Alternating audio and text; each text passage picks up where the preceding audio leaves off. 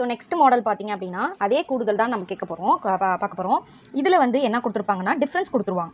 So formula பார்த்தோம்னா SN = n/2. அதே மாதிரி தான் n/2 ஆனால் இன்ட்டு 2, அதாவது வந்து n/2 × 2. நம்ம முன்னாடி ஒரு ஃபார்முலா பார்த்தோம் பார்த்தீங்களா, A + n - 1 × D.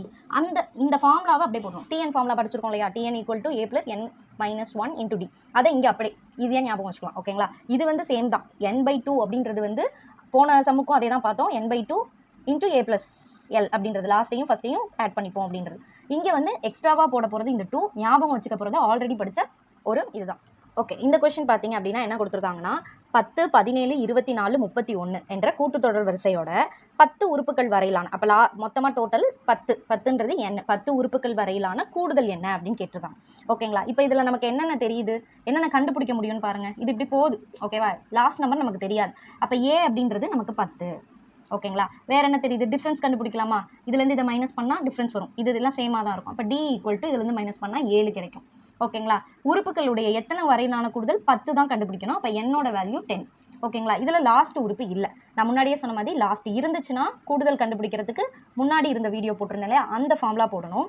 இதில் வந்து D கேட்டிருக்காங்க, D கொடுத்துருக்காங்க, L நமக்கு தெரியாது லாஸ்ட் நம்பர். அப்போ இந்த ஃபார்முலா அப்ளை பண்ணணும். அப்போ S10 = 10/2, 2 A வந்து 10 ப்ளஸ் என்னன்றது நமக்கு என்னது, அதுவும் 10 தான்.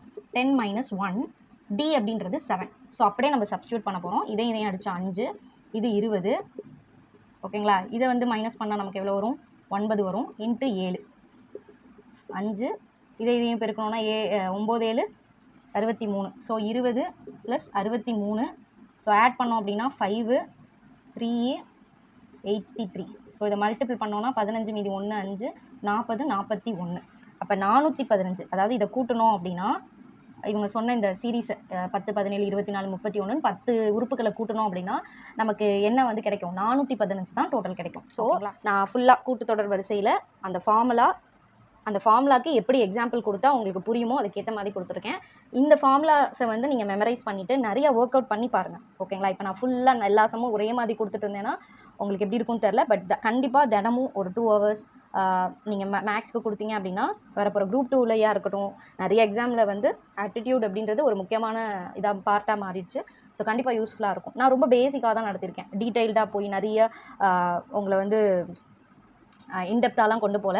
ஜஸ்ட் இந்த ஃபார்முலாவை எந்த மாதிரி கொஸ்டின் கேட்டால் அப்ளை பண்ணலாம் அப்படின்றத சொல்லியிருக்கேன்.